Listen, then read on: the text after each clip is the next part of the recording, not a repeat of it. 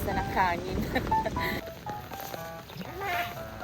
Eh di ngayon, ayan na yung mga itsura nila. Basta ikaw? Ha? Hi guys, umuulan na nga pala and nandito pa ako sa bahay. So yung mga kambing ay nakawala yun. Kaya kailangan yung ipapasok. Medyo hindi pa naman malakas guys. Kaya pupuntahan ko na rin. Nakagising ko lang din actually. So magdadala na lang ako ng payong kasi in case na talagang lumakas yung ulan, eh may panangga pa rin tayo kahit paano. Umalis ka dyan. Ay naku, itong manok ko guys. Nakaabang. Ayan oh. Oh, diba? Yan. Ay, nangangagat ka pa talaga. So dadalhin ko na lang ito guys. Yung isa nating payong tsaka mag-drive tayo ng motor. Para mabilis tayong makapunta doon sa kabila.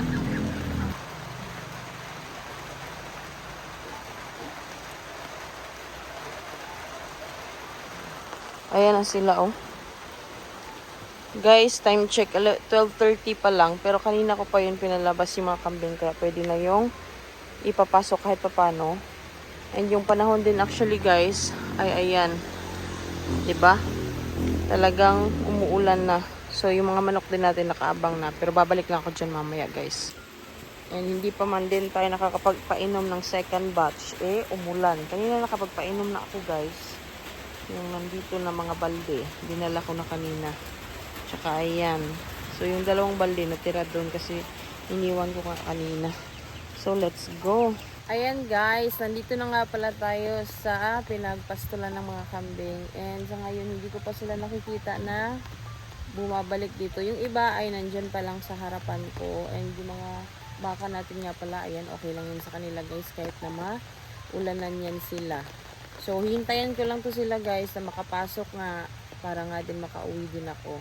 Para malak ko rin yung kanilang gate or yung kanilang kulungan doon. Kasi kaninang 9 AM ko kasi ito pinakawalan. Kaya okay na rin kahit paano guys na makapasok sila ngayon. Kasi 10, 11, 12, so, mag-aapat na oras din kasi 12:30 na. So, 3.5 hours. So, enough na rin yung kahit paano sa kanila guys na makakain. So, yung iba is nandito na sa harapan ko guys. Hinihintay ko na lang talaga na pumasok para hindi na nga rin sila ginawin. Ayan nga pala guys. So, kung makikita nyo, yung mga nasa malayo na mga kambing, yan sila, yung ating mga alaga. And yung iba ay nagpapasilong pa talaga. Yung iba nagpasilong pa talaga. Naghihintay yan guys ng napakalakas na ulan kaya hindi pa talaga yan umuuwi. Anong kailangan mo, Abdul? Ha? Nagiginawan ka na? Kaya ka gustong lumapit? Ay, nakawiwi ka na pala. Oh, kaya basa dyan. Yan nga pala yung alaga namin na si Abdul guys. Busog na masyado. Kaya ganun yung mukha niya. Magpapahimas talaga yan guys kapag busog siya. Tingin mo talaga eh. Ito naman yung lilim natin, oh. Ayan. Hindi naman masyadong maulan. Tsaka at the same time, may payo nga tayong dala. Kahit na medyo sira-sira na, para nga din meron lang tayong panangga. Ito naman guys, ayan na yung dalawa nating baka din. Si Bambam tsaka si Jack. Yan, nakahintay din yan guys. Medyo malamig. Kasi umuulan. Pero nakumpayan nga din namin yan kaninang umaga. Yan silang dalawa dyan. Bali, 6 ito sila lahat guys. And sa ngayon, na pag-separate namin sila by 2. Ewan ko, kaninang umagang init-init pa, pero ngayong hapon, wala na guys. O ngayong tanghali, ayan, biglang umulan. Nung nakaraan or kahapon, medyo okay yung panahon. Ngayon, talagang maaga yung ulan. Buti na lang talaga maaga din ako palabas ng mga kambing. Yan, ang lakas na ng hangin. Pero okay lang yan guys. Waiting lang muna tayo hanggang sa umuwi talaga itong ating mga alaga. Ayan guys, medyo malapit na talaga sila. Pero yung iba ay talagang hindi pa umuuwi. Ayan sila oh. Nabugi na natin para makauwi na rin ako. Kasi medyo lumalakas na nga rin yung ulan. At ayan, puntahan na nga natin guys. Para makauwi na rin tayo. Kasi baka abutin tayo ng siyam-siyam dito guys. Ang ulan pa naman. Yung sa kabila dyan guys, banda oh, dito sa may harapan ko, hindi naman masyadong umuulan feeling ko kasi medyo bright naman yung paligid. Yung dito lang talaga banda, yung napaka-dilim. So abugin na natin sila guys. Ayan, hindi pa yan nakikinig talaga guys, or nakikiramdam pa lang talaga ito sila kung kailan lalakas yung ulan. Daxi, uwi na kayo Daxi! Uwi na. Oh, 'di ba? Basang-basa na 'yan sila, guys, pero hindi pa umuwi. Dalian niyo. Oh, pwede nakabasa ninyo. Ayan, guys, kahit na maulan, kain pa rin. Ewan ko ba, bakit ayaw niyong umuwi? Uwi na kasi, doon na sa bahay.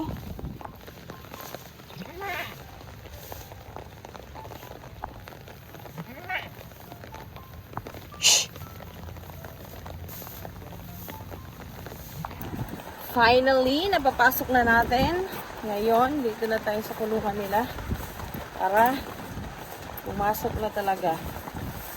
And hindi na natin ito palalabasin, guys. Kasi masama talaga yung panahon.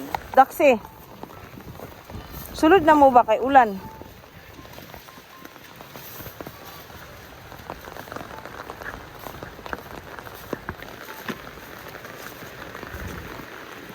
Oh, baba ang dili taga diha. Baba doon. Sige na, baba ka doon. Basa na kayo. Siyempre, sarado natin to, guys. Talian natin ng goma.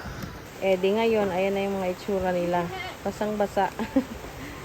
Yan, yung mga maliliit natin, tsaka yung nanay nila, oh. Basang-basa din, guys. Yan na nga yung panahon, guys. Siyempre, uuwi na ako bago pa lumakas palalo. May payong naman tayo. Kaya ito na lang yung ating gawing panangga. Ayan. So, let's go na. Sa bahay pa rin kasi, guys, may mga alaga pang manok na kailangan na asikasuhin. Pero anyway, mamaya pa yun kasi mag-aalauna pa naman. Etong mga kambing lang talaga. Kasi kailangan silang mapapasok. Dahil hindi nga sila pwede sa labis na ulan or pagkabasa.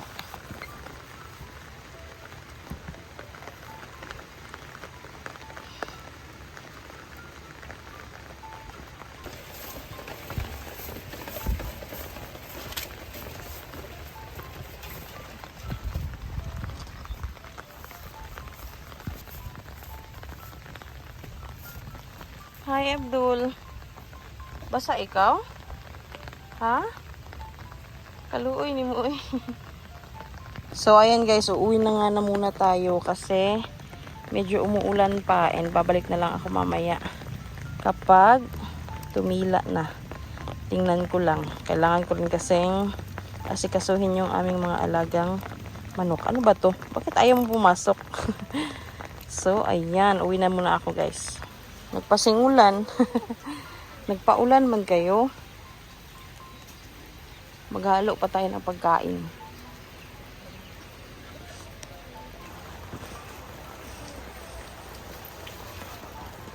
Awa dia, grabe po.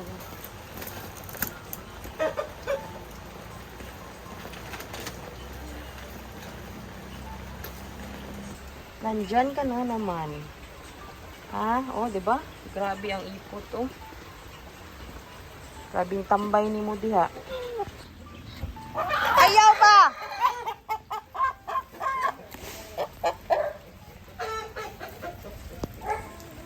Andito ka karon. Gara ka ha. Ah, puyo. Asa man ang imuhang ay sus na ibot. Ali dire.